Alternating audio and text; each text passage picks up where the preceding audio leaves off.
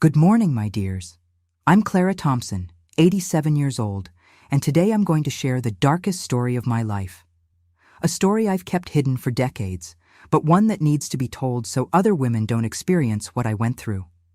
Before I begin, if you're enjoying this video, please click the like button and subscribe to the channel. It helps this grandma continue sharing her stories. And let me know in the comments where you're watching from. I love knowing who's listening to my stories. It all began in 1958. I was only 20 years old when I met Anthony at our small town's harvest festival in rural Nebraska. He was handsome, hard-working, sold farming equipment, and had a smile that lit up my heart. We fell in love quickly, as people did back then. We didn't have time for long courtships like today. Within 3 months, we were married. What I didn't know was that by marrying Anthony, I was entering not just a marriage, but a prison controlled by Mrs. Genevieve, my mother-in-law, a woman who, behind her Bible and Sunday church attendance, hid a soul capable of the worst cruelties. I remember as if it were yesterday the first time I stepped into that house. It was a beautiful rural property, with an apple orchard in the back and a vegetable garden that Mrs. Genevieve tended meticulously. "This house has belonged to our family for 3 generations, she told me, while showing me the bedroom I would share with Anthony. I hope you know how to appreciate the privilege of being part of it now." I didn't realize at the time, but those words contained a warning. I was an intruder there, someone who constantly needed to prove her worth. During those first months, I tried everything to please my mother-in-law. I woke up before sunrise to prepare breakfast. I kept the house spotless. I helped in the garden even after a full day of washing and ironing clothes, but nothing was ever enough. If I baked a cake, her mother's was better. If I cleaned the house, there was always a corner I had neglected. If I wore a pretty dress to please Anthony, it was too flashy for a family woman. "You have city girl hands," she would say, looking with contempt at my broken nails from all the work. "They're not suited for country life." The truth is, I wasn't from the city. I was born and raised in the countryside, the daughter of simple farmers who barely had enough to eat. But to Mrs. Genevieve, I was too sophisticated for her son, while simultaneously not refined enough for her family. A contradiction I could never resolve. Anthony traveled a lot for work. He would spend entire weeks on the road selling farming equipment to farmers in other regions. At first, he called every day, sent affectionate letters, and returned with small gifts for me. But gradually, the calls decreased. The letters became shorter, the gifts rarer. Later, I discovered that Mrs. Genevieve had convinced Anthony that calling home too often was a waste of money. She also forgot to tell me when he called during the day while I was busy with chores, and the letters, many of them, simply disappeared before reaching my hands. "Anthony needs to focus on his work," she would say when I complained about the lack of news. "Men don't like clingy women." And so went the first years of my marriage, a constant struggle to maintain my place in that house, in that family, and especially in my husband's heart, who increasingly grew distant, manipulated by his mother's poisonous words. When we completed 3 years of marriage, the pressure for a grandchild began. Every month when my period came, Mrs. Genevieve would look at me with contempt, as if I were failing on purpose. In my time, a woman who didn't give her husband children was considered cursed, she would comment during dinner, making the sign of the cross. "Thank God, today we have doctors who can check what's wrong." The truth is, Anthony spent more time on the road than at home. How could I get pregnant if we barely saw each other? But of course, I couldn't say that. A good wife doesn't question her husband's absences. It was during this time that I noticed the pitying looks neighbors gave me, conversations that stopped when I approached at the market or church. Later, I discovered that Mrs. Genevieve was spreading rumors about me in town. She said I was barren, that I had female problems, that Anthony was unhappy in the marriage. "Poor son of mine," she would tell the other women. "Married to a girl who cannot continue our family line." And so, slowly, she undermined my reputation, my confidence, my marriage, all with a smile on her lips and a Bible in her hands. The situation worsened when Ellie arrived. It was a Sunday afternoon. We were returning from church when a car stopped in front of our house. A beautiful young woman with dark hair and green eyes stepped out, carrying a small suitcase. It was Ellie, the daughter of Mrs. Genevieve's best friend. "My father remarried," she explained through tears as my mother-in-law embraced her with a tenderness she had never shown me. "His new wife doesn't want me in the house. I have nowhere to go." "Stay with us as long as you need, dear," said Mrs. Genevieve, without even consulting me. It was her house, after all. I was just the son's wife, a guest who could be replaced at any moment. Ellie wasn't a bad person, I must acknowledge. She was just a lost young woman who found herself in the middle of a cruel game orchestrated by my mother-in-law. She occupied spaces that should have been mine without realizing, or pretending not to realize, the discomfort she caused. She used my kitchen utensils without asking, left her things scattered around the house, and worst of all, received from Mrs. Genevieve all the affection and attention that were denied to me. "Look how Ellie set the table," my mother-in-law would say during meals. "What care, what elegance. She seems like she was born in a palace." Gradually, I began to notice how Ellie always appeared when Anthony called. She would stay nearby, letting out little giggles that made my husband ask, "Who's there with you?" And Mrs. Genevieve made a point of answering, "It's Ellie, that girl I told you about. She's helping us so much here at home." When Anthony's letters arrived, Mrs. Genevieve and Ellie would read them together before even giving them to me. If I asked why, the answer was always the same. "We need to see if there's any important information about the business, any return date we need to prepare for."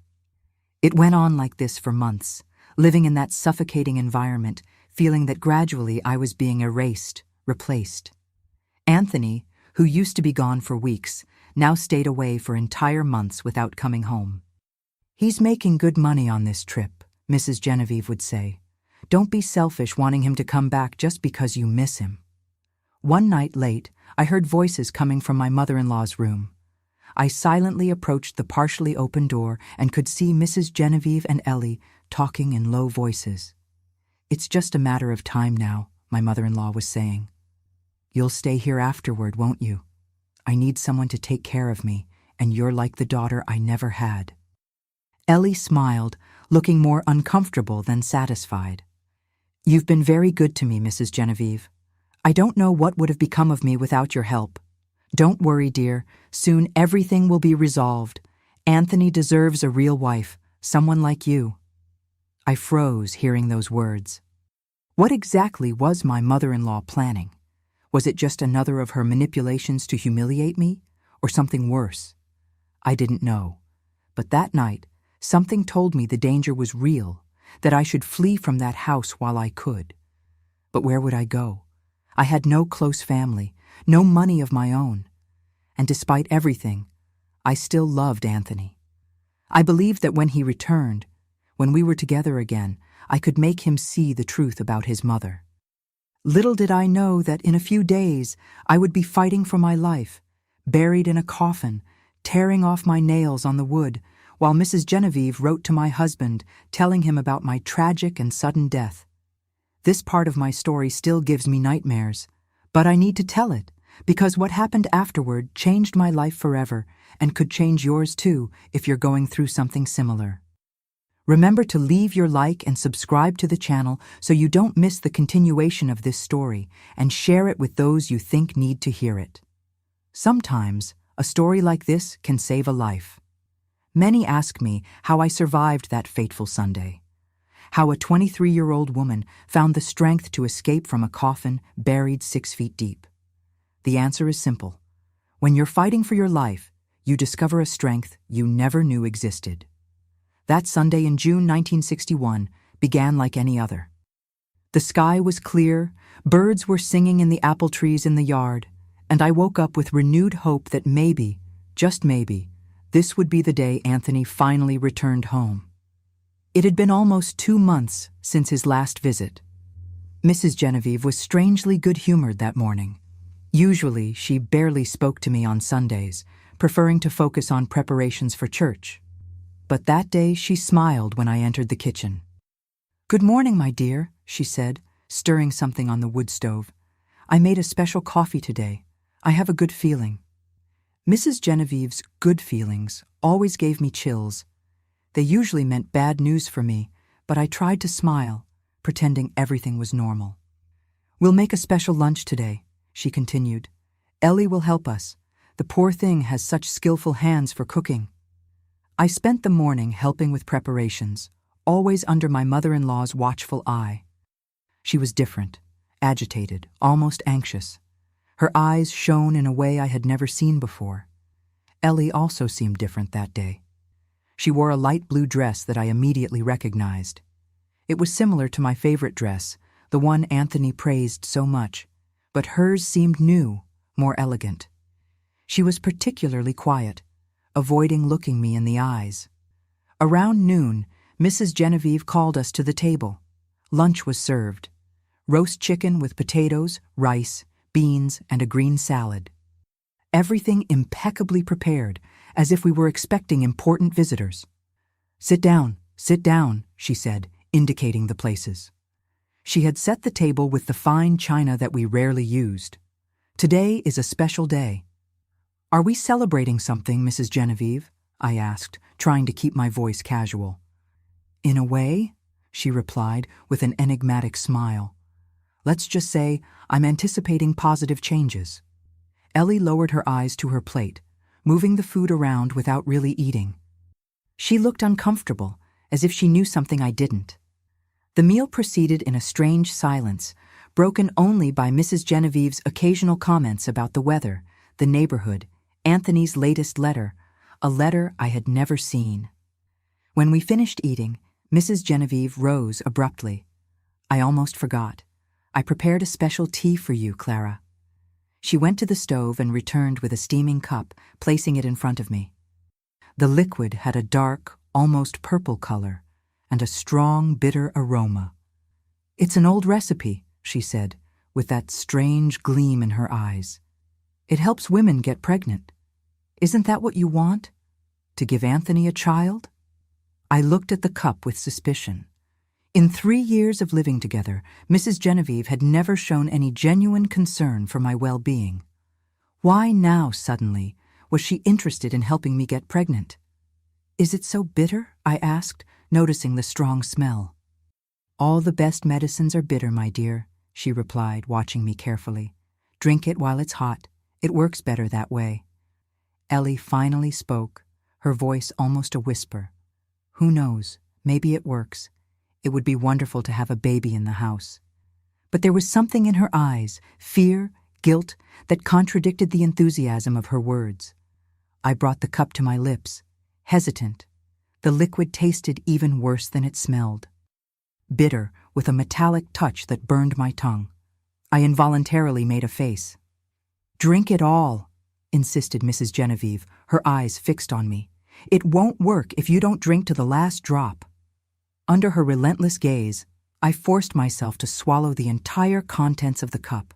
The taste was horrible, but what could happen? At worst, it would just be another of Mrs. Genevieve's useless miracle cures. It didn't take long to realize something was wrong. About half an hour after lunch, I started feeling a slight dizziness that quickly intensified. My legs became wobbly, and I had to lean against the walls to walk to my room. "I'm not feeling well," I mumbled to Ellie, who found me in the hallway. "I think I'll lie down for a bit." "It's normal," she replied without looking me in the eyes. "Mrs. Genevieve said the tea might cause drowsiness. It's part of the process." I managed to reach my room, where I collapsed on the bed. The dizziness was now accompanied by nausea and a strange tingling sensation in my limbs. I tried to get up to ask for help, but my body wouldn't respond to my brain's commands. Something is wrong, I thought, feeling the panic grow. That wasn't a fertility remedy. With superhuman effort, I dragged myself to the door. I needed to get out of there, to seek help. But as soon as I managed to open it, the world spun violently around me. The last thing I remember was falling in the hallway, hearing hurried footsteps approaching. And then, darkness. I don't know how long I was unconscious. When I came to, the first sensation was suffocation, I couldn't move. I was confined in a tight, dark space, smelling of earth and wood. My eyes opened to total darkness. I instinctively stretched my arms, and my fingers touched rough wood just inches from my face. I felt around me, sensing more wood on all sides. It was when the terrible reality hit me like lightning. I was in a coffin, buried. "No, no, no," I screamed, but my voice sounded muffled, swallowed by the wood and earth. "Help! Someone help me!" Panic took over. I began thrashing violently, punching and kicking the coffin with all the strength I had, screaming until my throat burned. Tears streamed down my face as I fought uselessly against the wooden prison. "Please, God, I don't want to die like this." But nobody answered. There was only silence, a silence so deep I could hear my racing heart and my labored breathing. The air was already getting heavy, difficult to breathe. How much time did I have? How much oxygen remained in that tiny space? That's when I realized, if I continued to panic, I would consume what little oxygen I had much faster. I needed to calm down, to think. I forced myself to breathe more slowly, even with my heart almost jumping out of my mouth. "Think, Clara, think," I repeated to myself. "There must be a way out." I began to methodically feel every inch of the coffin, looking for some weakness, some flaw I could exploit. The wood seemed fragile in some spots, perhaps rotted by humidity. Mrs. Genevieve probably used some old coffin that had been stored in the barn. Time passed, or was it minutes, hours? I completely lost track in the suffocating darkness. The air became increasingly heavy, and my thoughts began to get confused. Images of Anthony, of our house, of a life that now seemed so distant, mixed with visions of my mother-in-law's satisfied face. Breathing became more difficult. My chest burned as if it were on fire. Desperation returned with full force, and I began frantically scratching at the wood above my head, not caring about my breaking nails, my bleeding fingers. It was at this moment, when my strength was almost gone, that I felt something slightly give way under my fingers. A part of the wood seemed more fragile, started to creak under the pressure. I gathered what little strength I had left and pushed with all the determination I could muster. The wood creaked, resisted, but finally gave way, creating a small opening. And then the horror. Earth began to fall on my face, entering my mouth, my eyes, my ears. The panic returned even stronger. I could suffocate with the earth before even managing to get out. I fought to stay calm while trying to widen the opening, protecting my face with one hand while digging with the other. More earth fell. It was becoming impossible to breathe. My lungs burned, begging for air. "I'm going to die here," I thought, feeling the weight of the earth on my body, the darkness swallowing my consciousness again. I don't know where the strength came from. Maybe it was the survival instinct, maybe the anger for everything they had done to me, or maybe simply the refusal to give Mrs. Genevieve the satisfaction of seeing me dead. But I continued digging, inch by inch, through the cold, damp earth. My fingers no longer had nails. Blood ran down my wrists, mixing with the soil. Every movement was agony, but I continued. I won't die here. I won't give her that pleasure. I don't know how long I stayed like this, desperately digging toward the surface. It could have been minutes or hours. Time loses all meaning when you're fighting for your life. Finally, when I thought I couldn't take it anymore, when my lungs seemed about to explode and my consciousness began to fade, I felt something different. Fresher air touched my bloodied fingers. I redoubled my efforts, digging with renewed desperation. After a few more minutes of agony, my hand emerged on the surface. I felt the night air, fresh and pure as I had never felt before. With one last effort, I pushed my body upward, emerging from the ground like a ghost, covered in earth, blood, and sweat. I fell exhausted onto the damp grass, breathing in great gulps, crying and trembling uncontrollably. I looked around and recognized the back of the property, a small improvised cemetery where Mrs. Genevieve buried the farm animals, and now had tried to bury me too. The faint light of a waning moon illuminated the macabre scene, the disturbed earth from where I had emerged, my destroyed hands, my body covered in dirt and blood. It seemed like a scene out of a nightmare, but it was real. Terribly real. After a few minutes recovering my strength, I tried to stand up. My legs barely supported me, but the fear of being discovered by Mrs. Genevieve gave me the energy to continue. I stumbled toward the house, guided by the light coming from the kitchen. As I approached, I saw something through the window that I will never forget. Mrs. Genevieve, sitting at the table, calmly writing a letter. Even from a distance, I could hear her voice as she read aloud what she was writing. "Dear Anthony, it is with deep regret that I inform you that your wife has left us. The doctor said it was her heart. Don't worry about the funeral. I've already taken care of everything to spare you that pain. Ellie has been my guardian angel during this difficult time." That woman, who should have been like a second mother to me, was calmly communicating my death to my husband, a death that she herself had tried to cause. And worse, she was already preparing my replacement. At that moment, I knew I couldn't go back to that house. If Mrs. Genevieve saw me, she would try to finish what she started. I needed to flee, seek help, survive. With the last strength I had left, I dragged myself to the road that led to the neighboring farm. The Rogers house was about half a mile away. It seemed an impossible journey in my condition, but I had no choice. With each step, I felt I could faint. My entire body ached, my hands were bleeding intensely, and the effects of the poison still coursed through my veins. But I continued, one foot in front of the other, driven by the will to live, to denounce what they had done to me, to have justice. How long did it take me to travel that half mile? An hour? 2? All I know is that when I finally spotted the lights of the Rogers farm, my legs gave way.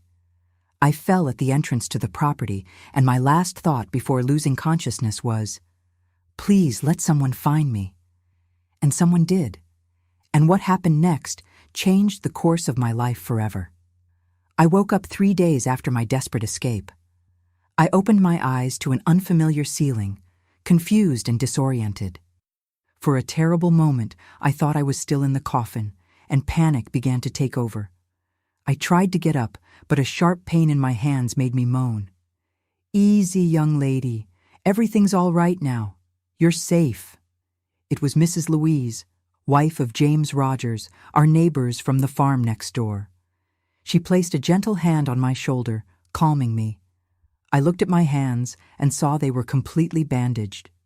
Fragmented memories began to return, the bitter tea, the darkness, the earth falling on my face, the desperate struggle to escape.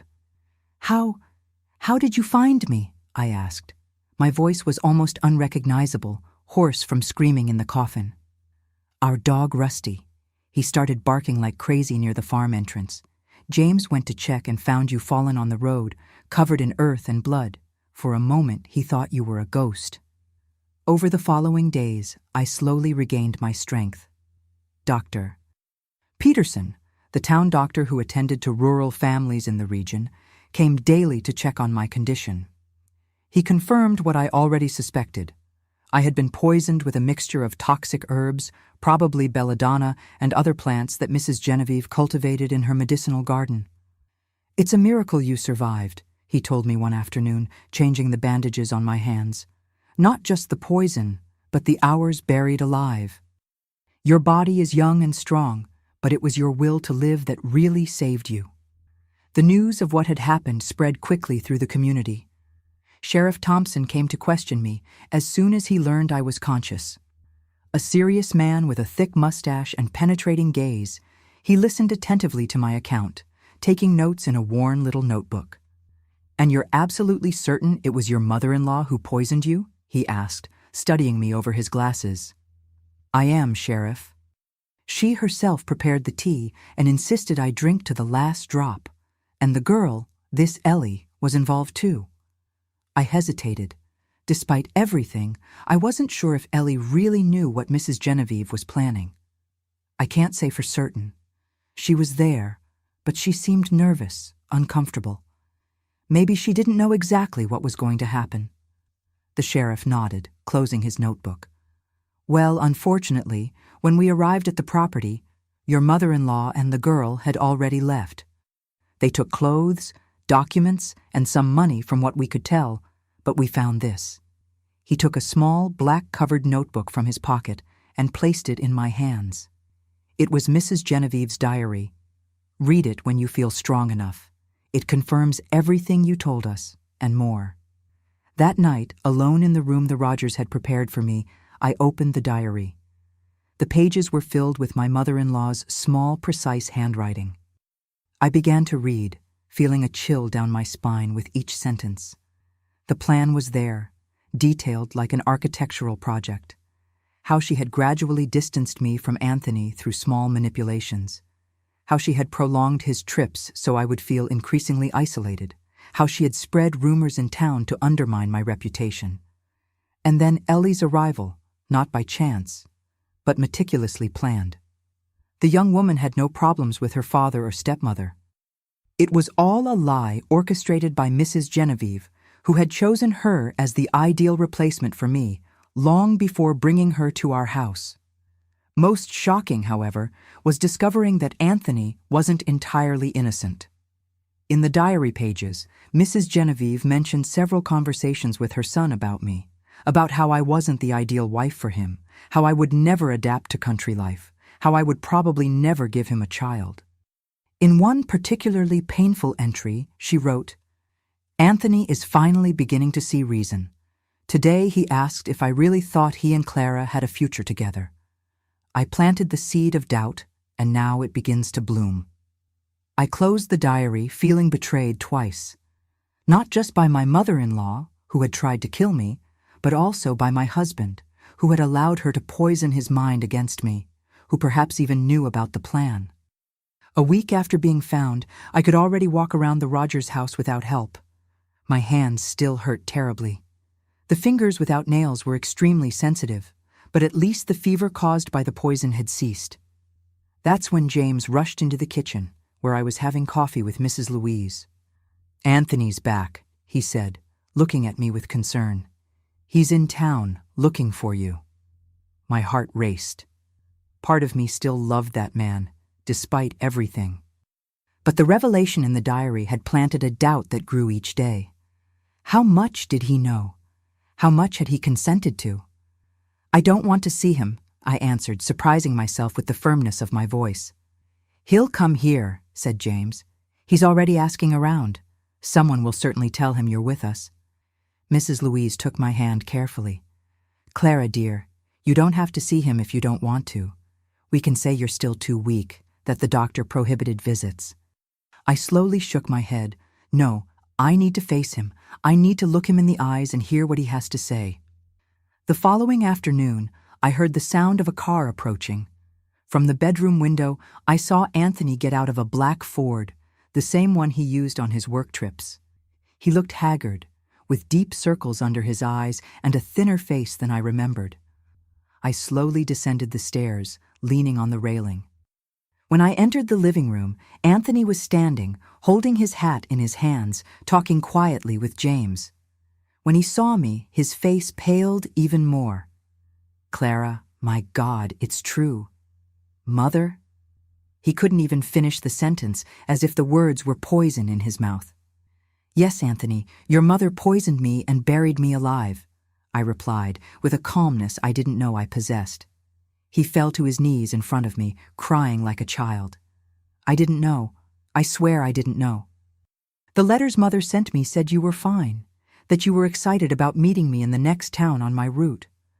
I stood looking at him, feeling a strange detachment, as if observing the scene from very far away. This man, who was once the center of my world, now seemed like a stranger to me, weak, manipulable, unable to protect even the woman he swore to love. "I won't go back to that house, Anthony," I said simply. "But Clara, it's our home. We'll start over, just the two of us. Mother will never come near us again. I promise. I'll take care of you, protect you."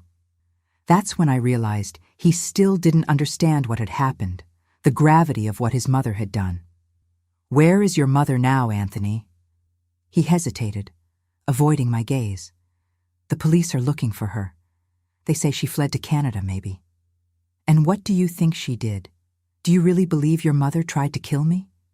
He lowered his eyes, and in that moment, I saw the truth. "Clara, you need to understand. Mother has always been a difficult woman, but deep down she only wants what's best for me. Maybe she went too far this time." I felt a cold anger spread through my body. "Too far? She buried me alive, Anthony. I tore off my nails trying to get out of that coffin. I felt the earth falling on my face, suffocating me. I know. It's horrible, but Mother wasn't in her right mind. She always had this obsession with controlling my life, with ensuring I had the best. In her head, maybe she really believed she was doing you a favor by getting rid of me," I completed, incredulous. He didn't answer, but his silence said everything. "Your mother only wanted the best for you," I repeated his words, feeling each one like a stab. "And the best for you was to see me dead." "That's not what I meant. Clara, please, you're twisting my words." It was at that moment I realized, looking at that man I had loved, I clearly saw how he would always be, a boy tied to his mother's apron strings, unable to see the truth, even when it was bleeding right in front of him. As much as he swore to protect me now, his loyalty would always be divided. "Anthony," I said calmly, "if your mother appeared at that door right now, crying, saying she was sorry, what would you do?" He hesitated, and that hesitation was all the answer I needed. "You would forgive her," I stated, "just as you always forgave her for every small cruelty against me. You would bring her back into our lives, believing she had changed, that she had learned her lesson. It's not fair to put me in this position, Clara. She is my mother, and I am your wife, the wife your mother tried to kill." I stood up with difficulty, showing him my bandaged hands. "I can't be part of this anymore, Anthony. I can't live fearing what your mother will do next, or worse, fearing the day you decide she's right about me." "What are you saying? You're going to leave me?" His voice mixed desperation and indignation, as if I were committing some injustice against him. "I'm saying I've already survived one burial. I won't wait for the next one." The following weeks were a whirlwind. Anthony refused to accept my decision, appearing almost daily at the Rogers house with gifts, promises, pleas. He even brought the parish priest to try to convince me to save our marriage. "Marriage is sacred, my child," said Father Wilson, sitting uncomfortably in the Rogers living room. "For better or worse, in sickness and in health." "And do you believe being buried alive by your mother-in-law is part of those vows, Father?" I asked, with a calmness that surprised even me. He didn't know how to respond. Meanwhile, Dr. Eong, Richard Peterson, the doctor who was caring for me, began visiting more frequently than necessary. A kind man in his 40s, a widower who had studied medicine in Boston before returning to our small town. He brought me books, talked with me about subjects that went beyond weather and harvests, and seemed genuinely interested in my thoughts. It was he who gave me the idea that would change my life. "Have you ever thought about studying nursing, Clara?" he asked one afternoon while changing my bandages. "You have delicate hands and an incredible capacity to endure pain. You would make an excellent nurse." I laughed, finding the idea absurd. "I barely finished junior high, doctor. How could I be a nurse?" "There are technical courses in the city. It's not as difficult as you imagine. And if I may say, you need to rebuild your life away from here. This town has too many painful memories for you." That seed planted by Dr. Peterson began to germinate in my mind. I really needed a fresh start, away from there, away from Anthony and the memories of Mrs. Genevieve. But how? I had no money of my own, no family to turn to. As if reading my thoughts, Dr. Peterson continued, "I have a sister who lives in the city. She runs a small clinic and always needs assistance. If you want, I can talk to her." It would be a start until you can enter a formal course. I looked at him, hardly believing what I was hearing. Why are you helping me so much, doctor? He smiled with an expression I couldn't decipher at the time. Let's just say I also know what it's like to need a fresh start.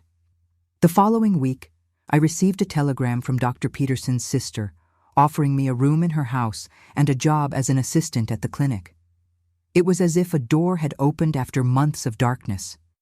Anthony was furious when he learned of my plans. You can't just leave. We're married before God. Your God, apparently, allows mothers-in-law to bury daughters-in-law alive, I replied, surprised by my own firmness. I'm leaving, Anthony. I've made my decision. And if I don't allow it, I'm your husband. I have rights. What rights? To hand me over to your mother to finish the job, or do you plan to do it yourself next time? He recoiled, shocked by my words. For the first time, I saw fear in his eyes. Not fear for me, but fear of me, of the woman who had emerged from that coffin, a woman who had nothing left to lose. You've changed, Clara, he finally said. You're not the same. I smiled, feeling a strange peace invade me. You're right, Anthony. I died in that coffin. The woman you knew, the one who endured everything silently, who accepted your mother's humiliations, who always tried to please you. She doesn't exist anymore. She was buried in your backyard along with my illusions. 2 weeks later, I boarded the train to the city, carrying only a small suitcase with clothes borrowed from Mrs. Louise and an uncertain future ahead. I was 23 years old and starting from scratch. Anthony came to the station in one last desperate attempt to convince me to stay. He brought flowers, tears, promises. But when the train started to move, I felt only relief. Through the window, I watched his figure diminishing on the platform until he became just a distant point on the horizon of my past. I didn't know then that fate still had one last meeting in store for us, years later. A meeting that would confirm that my decision that day at the station had been the most correct of my life. I arrived in the city in July 1961, with little more than the clothes on my back and hands still in the healing process. The train station was a human anthill, hurried people in all directions, street vendors, the deafening noise of trains arriving and departing. For a country girl like me, it was both frightening and fascinating. Karen, Dr. Peterson's sister, was waiting for me on the platform with an improvised sign with my name. She was a woman in her mid-40s, gray hair tied in a severe bun, but with kind eyes that resembled her brother's. She hugged me as if we were old acquaintances. Richard told me your story, she said, as she guided me out of the station. Not in detail, of course. He just said you needed a fresh start. And who am I to judge? We all deserve a second chance. Karen's apartment was about 20 minutes from the station, in a modest but clean neighborhood. It was small, a living room, 2 bedrooms, kitchen, and bathroom, decorated simply but cozy. On the living room wall, a framed diploma caught my attention. School of Nursing, St. Catherine. You're a nurse? I asked, surprised. Head nurse, she replied proudly. I've been working at St. Mary's Hospital for almost 20 years. The clinic I mentioned is actually a community health center I helped found in the neighborhood. It operates on weekends and serves people who can't afford medical treatment. That night, lying in the small bed in the guest room, I cried silently. They weren't tears of sadness, but of relief. For the first time in years, I didn't need to sleep with one eye open, fearing what Mrs. Genevieve might do. I was hundreds of miles away from her, surrounded by people who genuinely wanted to help me. The first days in the city were a whirlwind of new experiences. Karen taught me how to navigate public transportation, find the best places to buy fresh food at affordable prices, the parks where we could walk on Sundays. She didn't ask many questions about my past, and I was grateful for that. At the community health center, I started performing simple tasks, organizing patient files, keeping the waiting room in order, helping the elderly fill out forms. My hands weren't completely recovered yet, which limited what I could do physically, but I carefully observed the nurses' work, amazed by their competence and compassion. "You have the eyes of someone who wants to learn," commented Dr. Paul, one of the volunteer doctors, after catching me watching as he sutured the arm of a construction worker. "Have you ever thought about studying nursing?" I told him about Dr. Peterson's suggestion. "But I don't know if I could. I don't have money for a course, and my formal education is limited." "There are scholarship programs for people in your situation," he replied. "And as for formal education, well, that can be resolved with study and determination. You seem to have both." That's how, 3 months after my arrival in the city, I began attending night classes to complete my basic education. During the day, I continued working at the health center, now with more responsibilities as my hands strengthened. At night, after classes, I studied until falling asleep over my books. It was a period of enormous challenges. Money was tight. The little I earned at the center barely covered my basic expenses for transportation and school materials. Karen insisted that I didn't need to pay rent, but I made a point of contributing what I could to household expenses. There were nights when fatigue seemed unbearable, nights when I dreamed of the coffin, waking up drenched in sweat, fighting to breathe, nights when the longing for a life I never had, a loving family, a husband who truly protected me, hurt like an open wound. But I persisted. Each small achievement, a good grade on a test, a sincere thank you from a patient, a compliment from Karen, was like a ray of sunshine after an endless storm. In 1962, almost a year after my arrival in the city, I received a letter that shook my fragile equilibrium. It was from Mrs. Louise, the neighbor who had taken me in after my desperate escape from Mrs. Genevieve's house. "Dear Clara," she wrote in her trembling handwriting, "I hope this letter finds you well. I have news you need to know. Your mother-in-law was finally located and arrested in a town in Canada. She was living under a false name, but was recognized by a traveling American businessman who remembered the case from the newspapers. Anthony sold almost everything he had to hire lawyers for her. He's determined to prove she wasn't in her right mind when she did what she did. As for Ellie, it seems she returned to her father's house. She testified to the police that she didn't know about Mrs. Genevieve's plan, that she believed you had run off with another man, as your mother-in-law had said. Whether it's true or not, only God knows." I let the letter fall to the floor, feeling suddenly exhausted. After everything his mother had done, Anthony was still by her side, defending her, spending everything he had to free her from justice. I had made the right decision in leaving. "Bad news?" asked Karen, finding me still sitting, staring into space. I handed her the letter in silence. She read it quickly, her eyes widening with each line. "My God, Clara," she said finally. "Richard told me you had been through something terrible, but this is monstrous." It was the first time I told the whole story to someone other than Dr. Peterson and the authorities. Karen listened in silence, her kind eyes filling with tears as I described the years of small cruelties, Ellie's arrival, the poisoned tea, the hours of absolute terror in the coffin. When I finished, she simply hugged me. She didn't say everything would be fine. She didn't offer empty advice or easy consolation. She just held me while I cried, not from sadness or fear, but from relief at finally sharing the burden I carried. That night, I made a decision. I wouldn't allow my past to define my future. Mrs. Genevieve had tried to bury me, but like a seed, I would sprout from the earth stronger. In 1963, I completed my basic education and, thanks to Dr. Paul's enthusiastic recommendation, got a scholarship for a nursing technical course. They were 2 intense years of study, internships in hospitals, sleepless nights preparing assignments, and reviewing subjects. It was during one of these internships that I met Robert.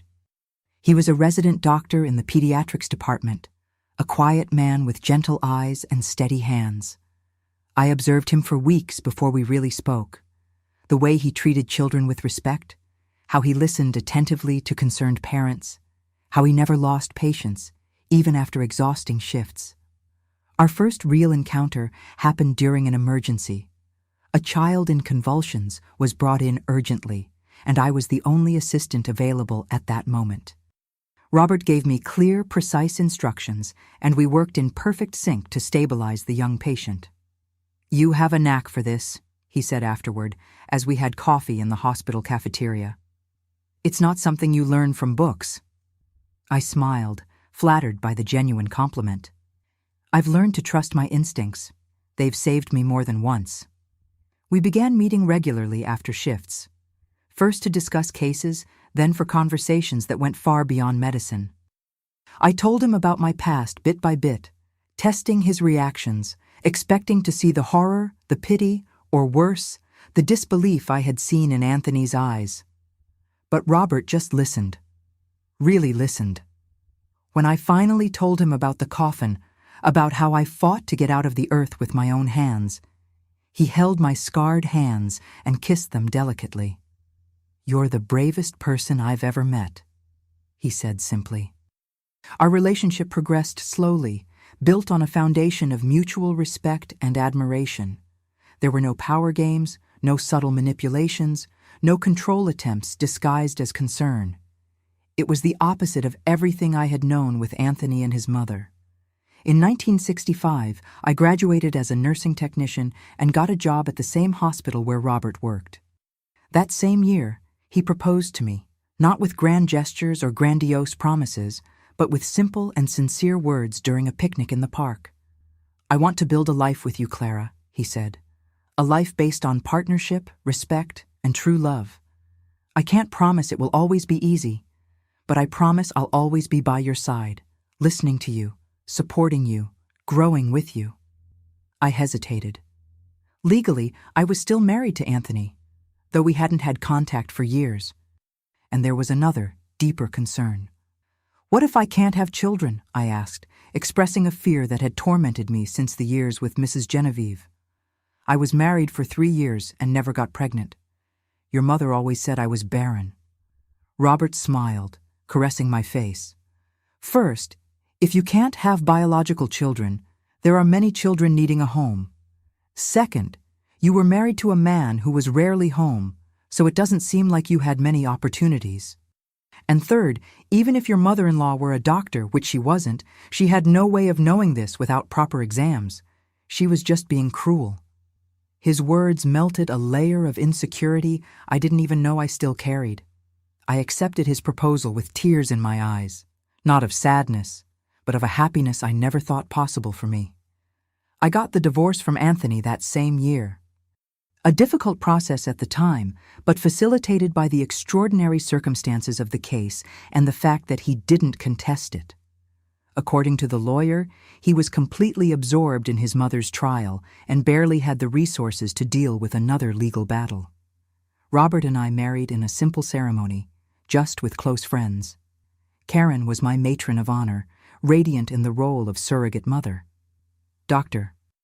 Peterson came from my hometown, especially for the occasion, bringing with him a gift that deeply moved me, a letter from the Rogers, the couple who saved me that terrible night, wishing me all the happiness in the world. In the following years, we built our life together step by step. I continued studying, completing specialization courses in pediatric nursing. Robert advanced in his career, becoming a respected pediatrician.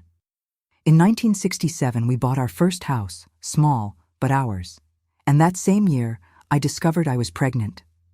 When I held my daughter Anne in my arms for the first time, I cried with joy and relief. All of Mrs. Genevieve's gloomy predictions about my supposed infertility proved to be just another of her cruel lies. In the following years, we had 2 more children, Michael in 1969 and Lisa in 1972. Life wasn't always perfect, of course. We had financial difficulties, discussions about how to raise the children, moments of exhaustion with the demands of demanding careers and a growing family. But even in the most difficult moments, I never doubted the solidity of our relationship, the security we had built together. It was in 1975, almost 15 years after my desperate escape, that I had the last encounter with my past. I was at the hospital working in the pediatrics department when I was called to assist in an emergency in the geriatric ward. A patient in critical condition needed immediate help. When I entered the room, my heart almost stopped. There, lying in the bed, connected to tubes and monitors, was Anthony. Older, thinner, almost unrecognizable, but definitely him. He didn't see me immediately. He was semi-conscious, debilitated by a severe heart attack.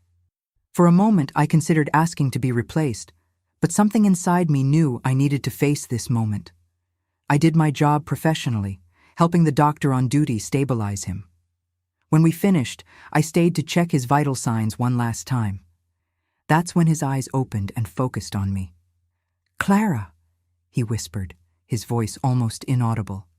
"Is it really you? Or am I dreaming?"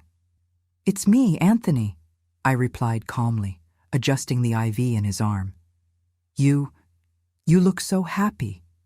There was a note of surprise in his voice that said a lot about how he expected to find me. "I am well. Happy." He closed his eyes for a moment, then opened them again, tears running down his temples. "Mother died in prison 2 years ago. She never regretted what she did until the end, said she only wanted what was best for me." I didn't respond. There was nothing to say. "I lost everything trying to save her," he continued. "The farm, the job, everything. In the end, she was gone, and I was left with nothing but regrets." I adjusted the pillow under his head, an automatic gesture of professional care. "You were right, Clara," he said, holding my wrist with surprising strength. "About everything. I didn't deserve you. I never did." I gently removed his hand from my wrist. "It's not about deserving, Anthony. It never was. It was about choices. You made yours. I made mine. Do you forgive me?" There was a desperation in his eyes that reminded me of the young man I had fallen in love with so many years ago. I sighed, feeling not anger or resentment, but a kind of peace. "I forgave a long time ago, Anthony. Not for you, but for me. I couldn't carry that weight forever." When I left the room, I felt as if the last chain binding me to the past had finally broken. Anthony survived that heart attack, but we never saw each other again. I heard he moved to the coast years later, living modestly from fishing until his death in 1989. The story I've shared with you isn't just about survival. It's about rebirth, about emerging from the depths of the earth not just alive, but transformed.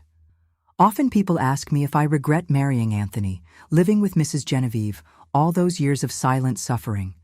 The truth is, I don't. Each experience, even the most painful ones, shaped me into the woman I became.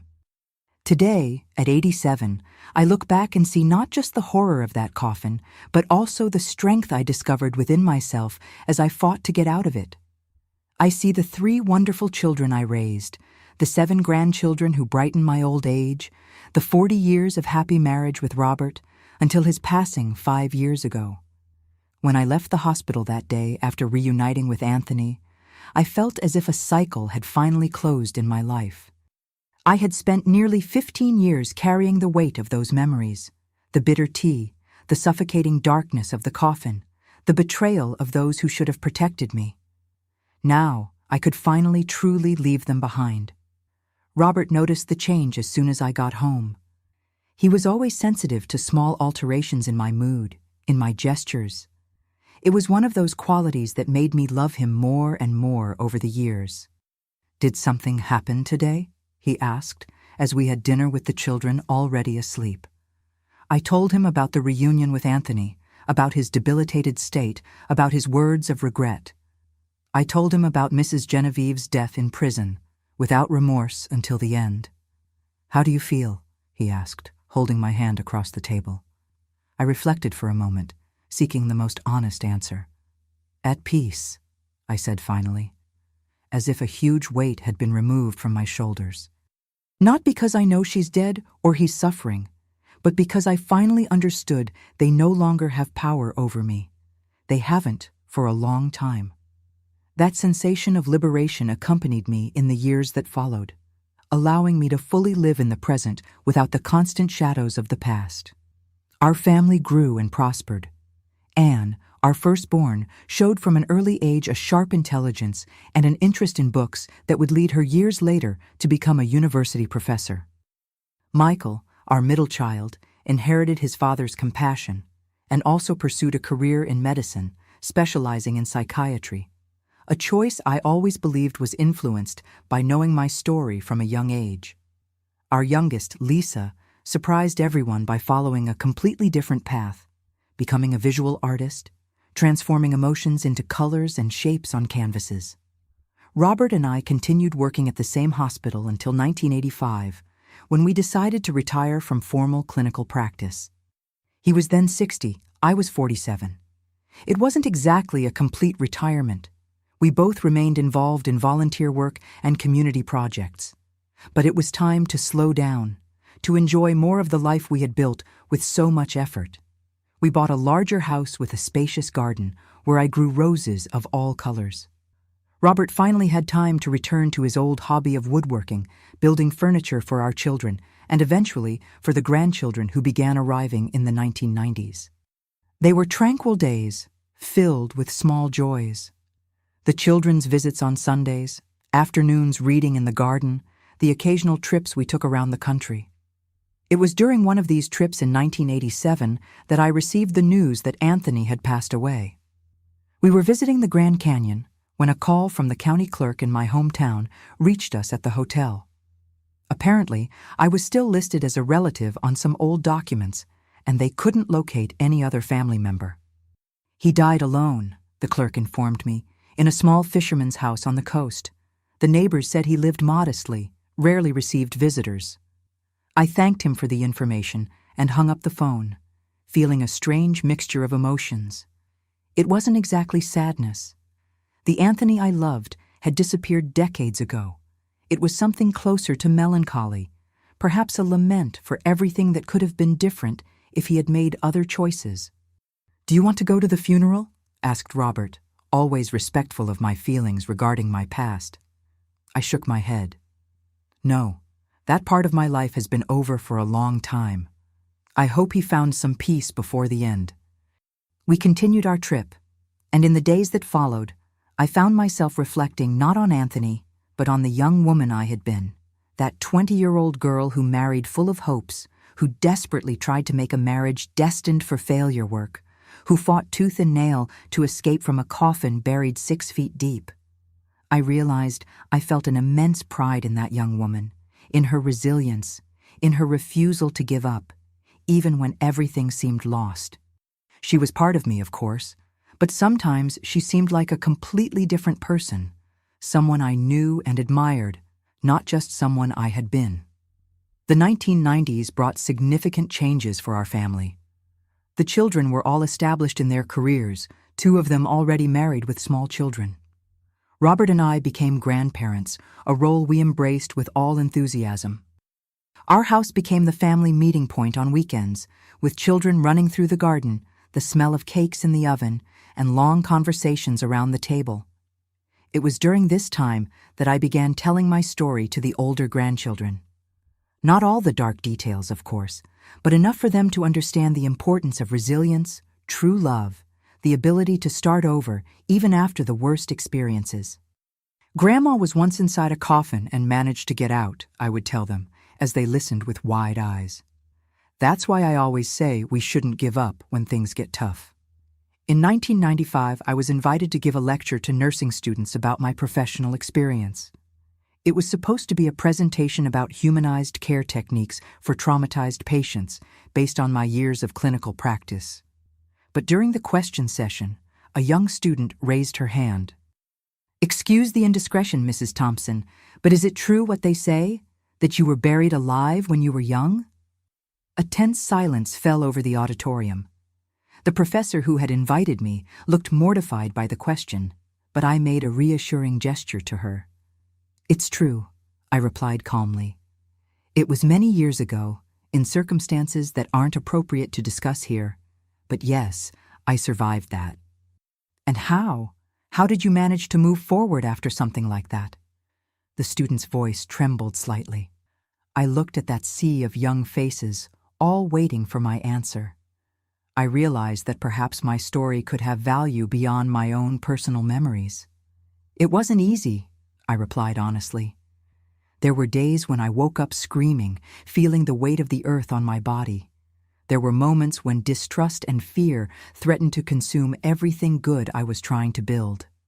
But I discovered three fundamental things. First, that we are much stronger than we imagine. Second, that true love exists and heals. And third, that our worst experiences can transform into our greatest strength. After that lecture, more invitations came from other colleges, from support groups for victims of violence, even from a local radio program focused on stories of overcoming. Initially hesitant, I ended up accepting some of them, feeling that perhaps my experience could help other people. In 1998, my story was included in a book about survivors of extreme situations.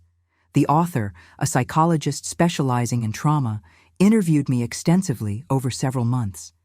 It was a difficult process to relive every detail of those painful years, but also cathartic in a way I hadn't expected. "Your story is extraordinary," he said upon concluding our sessions. "Not just for the physical survival in that coffin, but for the emotional journey that came afterward. The reconstruction of a full life, the ability to love again, to trust, to find purpose." "I don't feel extraordinary," I replied sincerely. "I did what anyone would do in my situation. I fought to survive. Then I tried to be happy, day after day, choice after choice." "That's exactly what makes you extraordinary," he smiled. "That simplicity with which you face something so monumental." The book was published the following year, and to my surprise, had considerable repercussions. I received letters from strangers all over the country, mainly women who had survived their own metaphorical coffins, abusive relationships, toxic families, traumas of various types. "Your story gave me the courage to finally leave home," wrote a young mother from Miami. "If you managed to escape from a real coffin, I can escape from my marriage, which has been a prison for 10 years. Those letters moved me deeply. I responded to each one personally, offering words of encouragement and, when possible, information about support resources in their regions. Robert joked that I had become a correspondence counselor in my retirement years. The turn of the millennium brought new challenges. Robert was diagnosed with Parkinson's in 2001, devastating news for our family. The disease progressed slowly at first, allowing us to maintain many of our usual activities. But as the years passed, the symptoms intensified, requiring constant adaptations to our routine. "It's my turn to take care of you now," I told him, adapting our house to his new needs, learning about medications and therapies, becoming his caregiver, just as he had been my support for so many years. They were difficult years, seeing that strong and vibrant man gradually losing control over his own body. But amid the difficulties, we found moments of deep connection and even unexpected joy. The visits from children and grandchildren became even more important, bringing life and movement to our house, increasingly adapted to Robert's limitations. In 2010, we celebrated 45 years of marriage with a small party in the garden. Robert was in a wheelchair by then, and his tremors had worsened considerably. But his eyes, those same gentle eyes that captivated me decades ago in the hospital, still shone when he looked at me. "Was it worth it?" he asked that night, when we were finally alone. "All these years with me?" "Every minute," I replied without hesitation, holding his trembling hands. "Every moment was a gift I almost didn't have. Remember what you told me when you proposed? That you promised to always be by my side, listening, supporting, growing with me? You fulfilled every word of that promise, Robert. How could it not be worth it?" He passed away peacefully in 2015 in our home, surrounded by the family we had built together. The pain of the loss was immense, a void that seemed impossible to fill, but there was also a deep gratitude for the 50 years we shared. 50 years that almost didn't exist, that would have been erased from history if I hadn't found the strength to dig my way out of that coffin in 1961. The following years brought a new phase of life, that of a great-grandmother. My grandchildren began having their own children, bringing a new generation to our family. They are children who know my story as a kind of family legend passed down by parents and uncles. Great-Grandma Clara is a hero, I once heard one of them say, filling my heart with a strange mix of emotion and embarrassment. I don't consider myself a hero. Never did. I'm just a woman who refused to die when it was easier to give up, who chose to trust again when it would have been safer to close off, who decided to transform a devastating experience into fuel for a meaningful life. Today, at 87, sitting in this chair in front of the camera, sharing my story with you, I feel that somehow I've completed a circle. That young woman buried alive 64 years ago could never have imagined that one day her story would be heard by so many people, that her words could bring comfort and inspiration to strangers.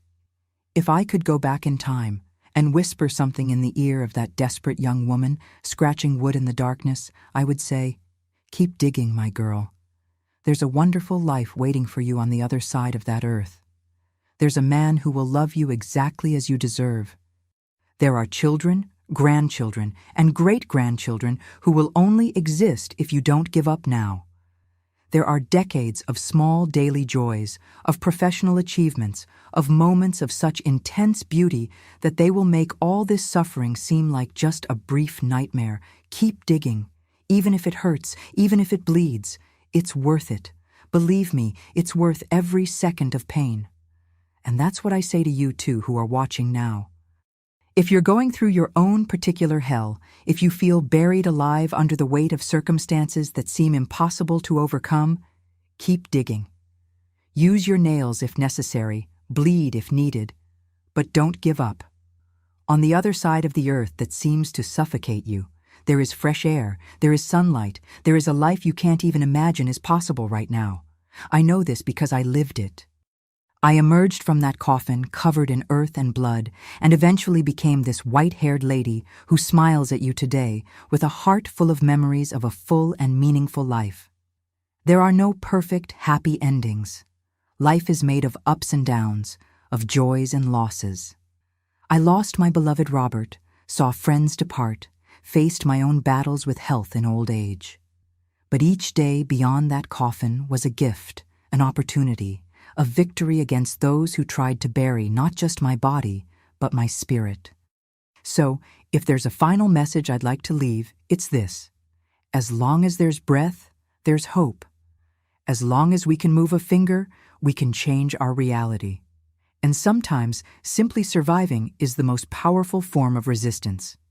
Thank you for listening to my story. I hope something in it resonates with you. That somehow these words from an elderly lady can illuminate the path of someone going through their own darkness. Don't forget to leave your like, subscribe to the channel, and share this video. Who knows, it might reach exactly the person who needs to hear it today. With all my love.